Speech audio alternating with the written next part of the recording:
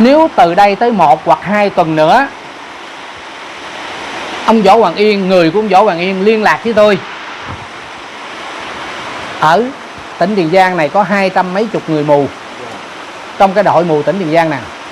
Nếu ông Võ Hoàng Yên trị được 2 người thôi trong 200 mấy chục người đó, là nó giống như 1% đi, trị được 2 người, tôi sẽ cho hết những tài sản của Việt Nam của tôi ở đây nè, 1.700 m2 nè. Cái này là khu hai vợ chồng tôi, là về đặng có Việt Nam có chỗ ở nghỉ dưỡng thôi, nhưng cái này của hai vợ chồng tôi đó. Ngay cả xe du lịch đồ tôi cho hết, tôi tặng ổng hết để xin lỗi ổng là tôi hiểu lầm, đúng không?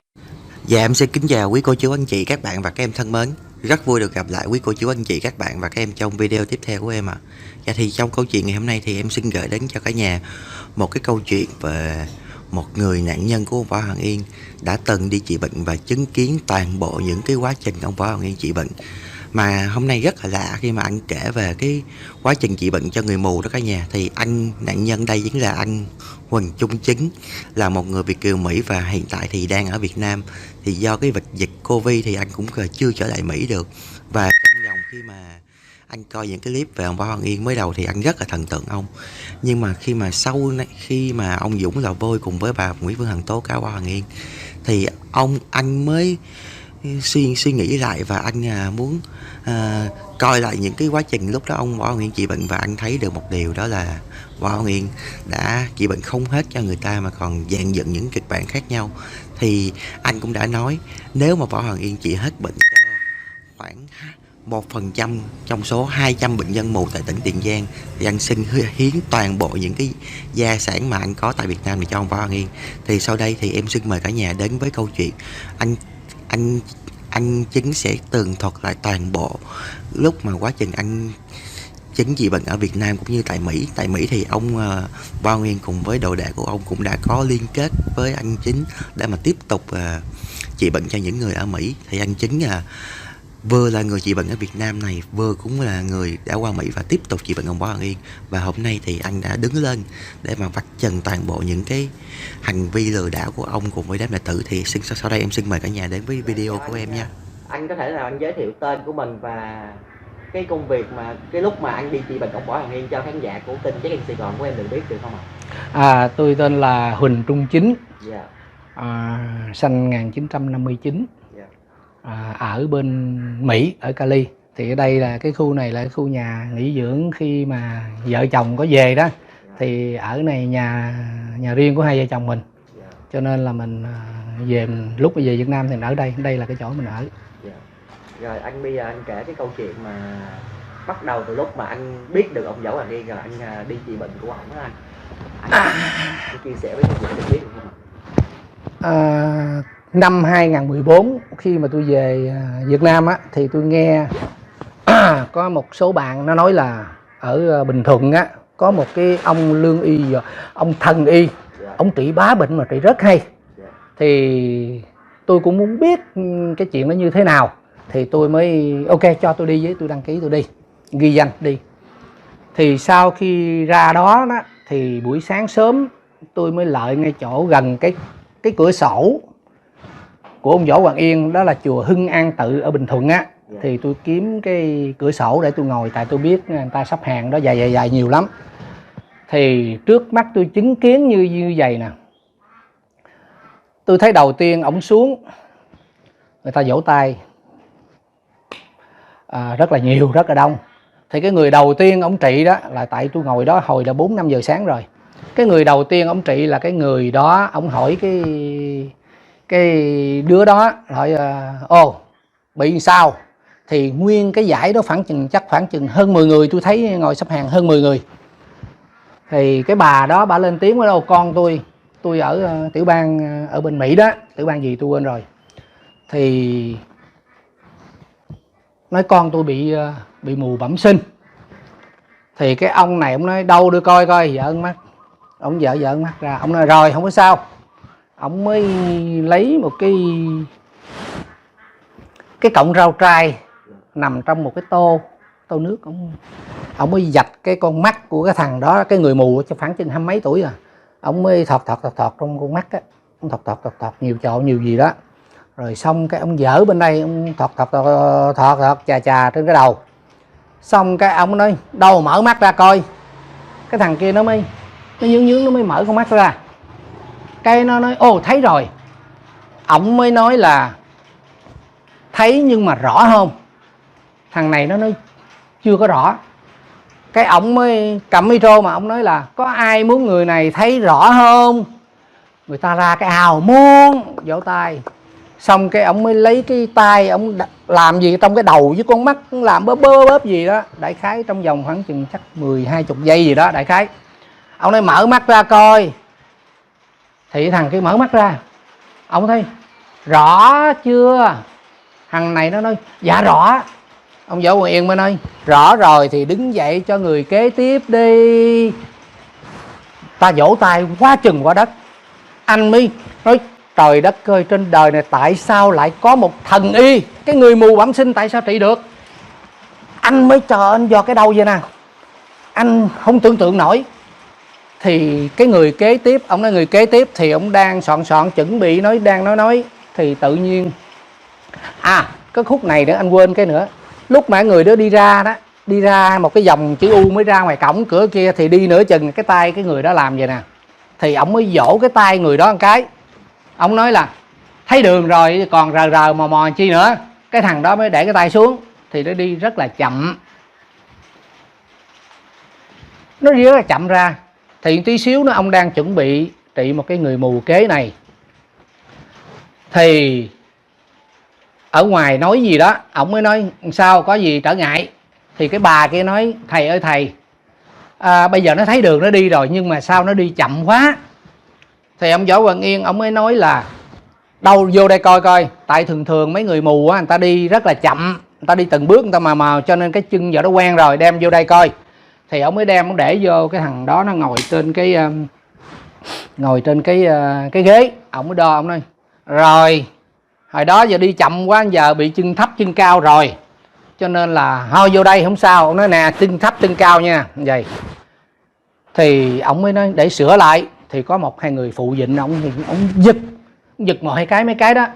Đại khái ông nói rồi đi rồi, đứng lên coi. Cái thằng kia đứng lại nó đi thử coi. Cái thằng kia nó đi giống như người bình thường. Ông nói chúc mừng đi. Mọi người vỗ tay quá chừng với cái quá chừng quá đất, vỗ tay luôn, xung quanh nó ồn ào. Anh mới không tưởng tượng trong đời của anh gặp một cái ông thần y rồi chứ không còn gì nữa hết. Thì lúc đó nhiều người lấn coi lắm. Thì anh coi, lúc mà anh coi tới lúc đó là mắt anh nó còn có chút xíu để ngó vô cái cửa kiến vậy nè. Thì anh mới thôi nhường cho người ta. Anh mới ra anh ngồi cái võng mà ngay chỗ cái giường đó, giường cao su. Thì anh ngồi đó, anh mới ngồi, nó không tưởng tượng trên đời này nữa. Thì cái bà bán nước đó, bà nói ủa anh sao mà ra đây, bà hỏi thăm cho anh. Thì anh mới nói là trời tôi không ngờ trên đời này có một vị thần y như vậy. Cái bà đó mới nói với anh là trời ơi chuyện này chuyện nhỏ, mấy người mà khiêng xe lăn ra là chút xíu trị, chút xíu ra đứng đi sòng sòng luôn. Anh nói trời ơi có chuyện đó sao. Cái bà mới hỏi anh là anh bị cái gì. Anh tâm sự, anh mới nói tôi nói nghe tôi bị thối quá cột sống, cho nên cái đùi tôi, cái chân tôi nó bị tê tê, khó chịu, rất khó chịu. Cái nói anh đăng ký hỏi thăm vòng hồi thì bà mới nói là anh mà muốn gặp ổng á thì anh phải lại nói với mấy cái người mà đang ngồi sắp số thứ tự, sắp số đó, anh nói với nó tại chùa đang cần tiền để xây dựng chùa, thì anh lợi đó thì anh đóng góp, anh nói chuyện nó coi được hay không đó, nhưng mà tùy ăn thu đằng đó. Thì lúc này tôi suy nghĩ, tôi là cái thằng đi muộn hết, cuối cùng nhất đi ké xe người ta, đi ké cái xe cái người mà tổ chức đó.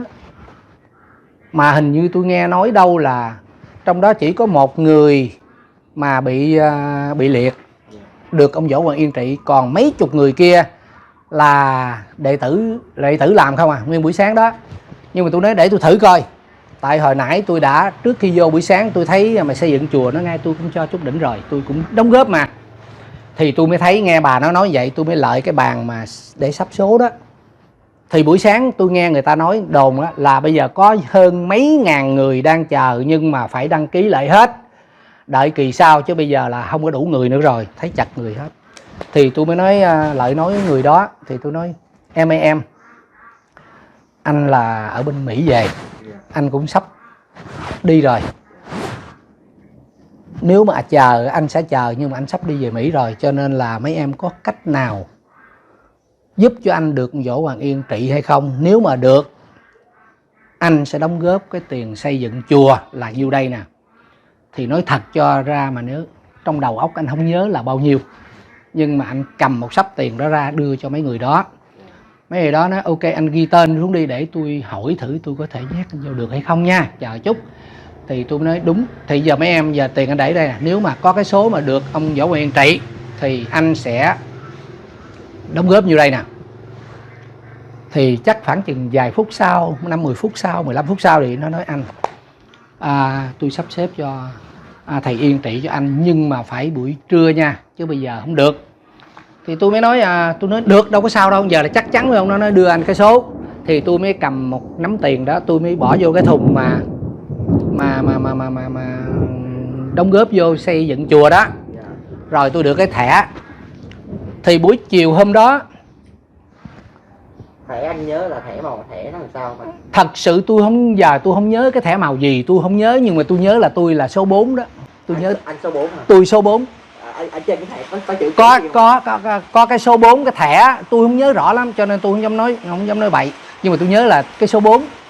Cho nên sau khi bữa trưa đó thì tôi được sắp xếp vô trước giờ đó, tôi được sắp xếp thì tôi ngồi hàng số 4. Còn dài tôi quá trời mà xe lăn, đa số xe lăn không à. Thì tôi mới nói trời ơi Chính ơi,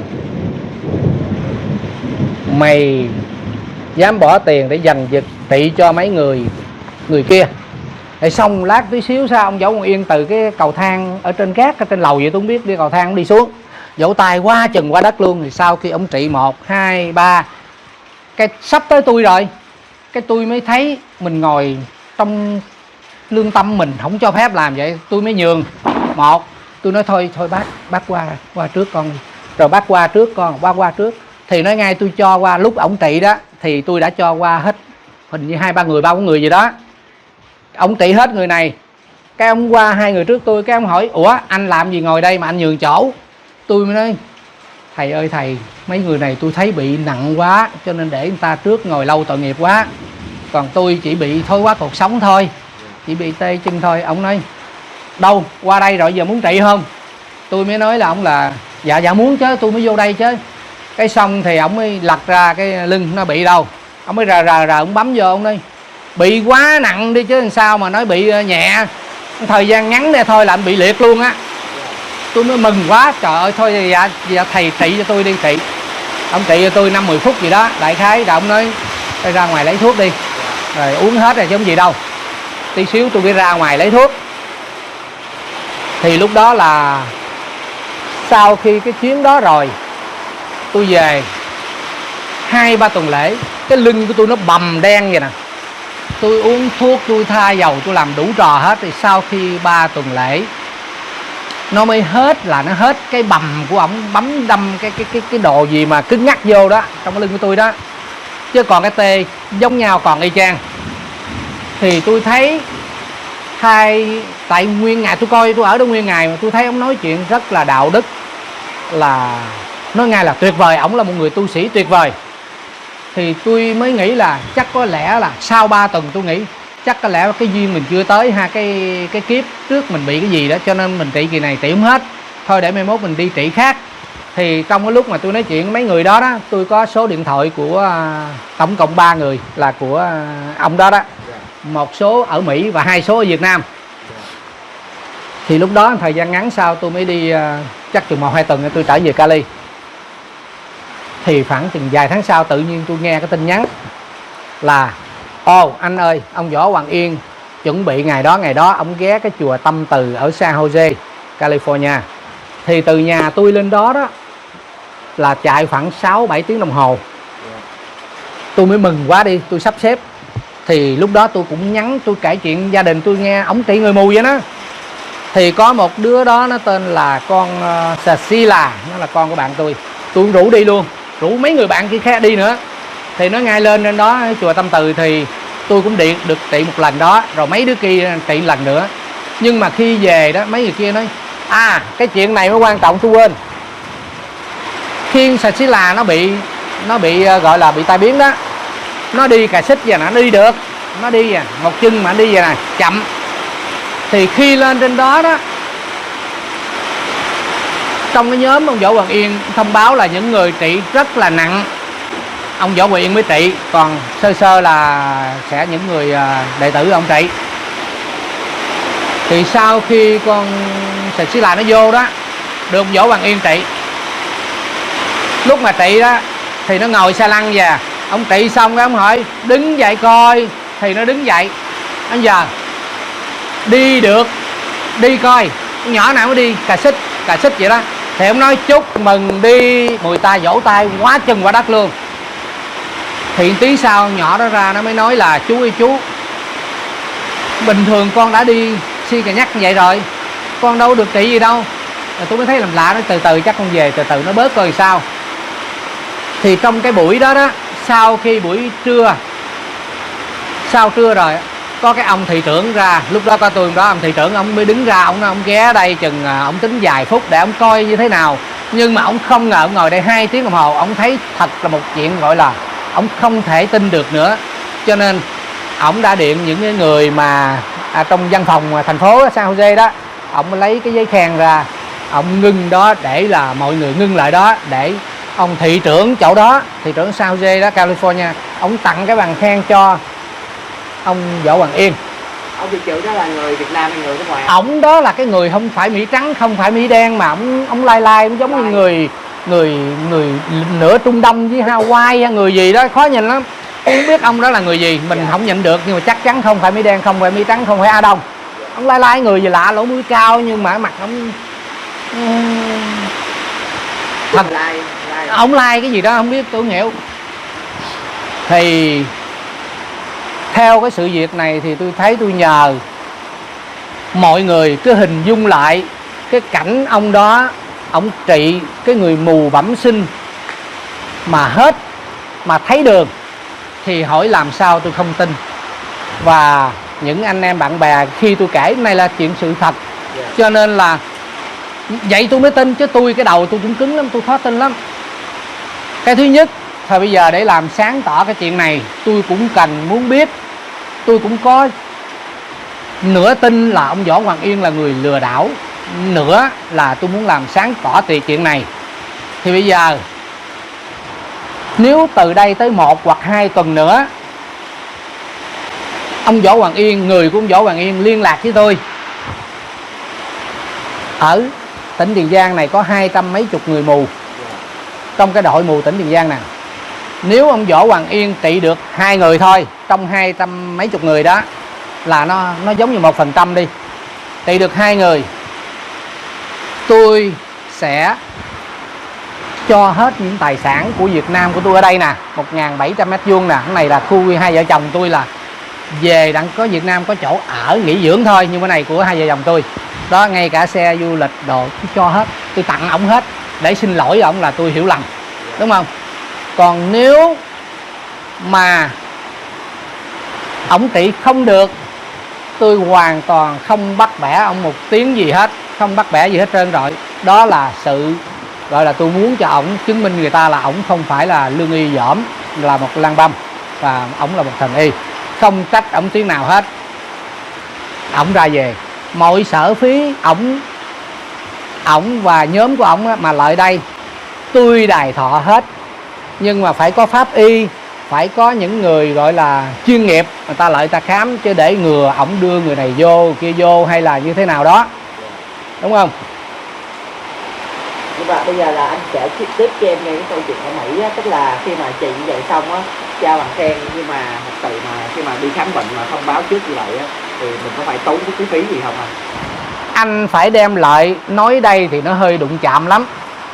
Anh đăng ký trước rồi anh lại cái thằng đó đó, cái thằng đó mới nói kỳ này cũng đang xây chùa chưa có đủ, còn cái kinh phí rất là ít, cho nên không có đủ để xây một cái chùa. Cho nên anh tiếp tục anh đóng góp để xây chùa. Thì Tôi cũng không nhớ là cái con xì là đó là chồng nó, hai vợ chồng nó đi đó là nó đóng góp nhiêu, bạn tôi đi không đóng góp nhiêu nữa. Nhưng mà tôi thật sự mà tôi nói là của tôi, nói xong là tôi lợi tôi móc cái bóp của tôi ra, cái tiền mà tôi rút ra để chi phí đó, tôi bỏ tôi chừa lại có 200 đô thôi là tôi bỏ hết trong cái thùng luôn. Tôi không nhớ nổi trên tay, tôi không nhớ, chứ nếu mình nhớ tôi nói rồi, nhưng mà tôi bỏ hết vô trong đó luôn đó. Thì sau khi vô đó được ông trị lần thứ hai, không có giảm cái gì hết. Mấy người bạn tôi cũng, tại người ta nói nó không hết vậy hết trơn, nó không có bớt một chút xíu nào chú ơi. Tôi thấy rất khổ thẹn. Nhưng mà mình nghĩ chắc có lẽ là giống như ông Võ Hoàng Yên, ông nói đó là cái nghiệp hay cái gì bị rồi, cho nên thôi mình cố gắng làm những chuyện gì cho nó tốt lại thì ông sẽ hết cái nghiệp thôi. Còn con bé đó đó, nó là con xì là nó cũng ra trường bác sĩ rồi, với Lược đứa gái của tôi, đứa gái út của tôi đó. Cho nên là trời, tôi cũng hổ thẹn với nó, không biết làm sao. Nhưng mà ông trị không được, giờ tôi làm sao giờ? Cho đến giờ phút này tôi cũng nợ những người bạn của tôi mà tôi kể cho họ nghe vậy đó, mà họ trị không hết. Nhưng giờ tôi làm sao đây? Tôi không có cách nào làm sao hết. Đó giờ tôi nhắn cho quý vị nào mà ví dụ như mà có tin, không tin đó là tùy theo mỗi con người thôi. Có tin hay tin mỗi con người thôi. Tin mỗi con người. Bây giờ thí dụ mà đặt cái trường hợp á, bây giờ ông Võ Nguyên có mặt tại nơi đây thì anh sẽ phản ứng là sao? Tôi sẽ nói dạ thưa thầy, thầy làm ơn thầy trị chừng 2 người thôi, trong 200 mấy chục người đó trị 2 người thôi. Tôi sẽ quỳ tôi lại thầy, xong rồi tôi hiến hết luôn những cái gì mà tôi có ở đây, tất cả.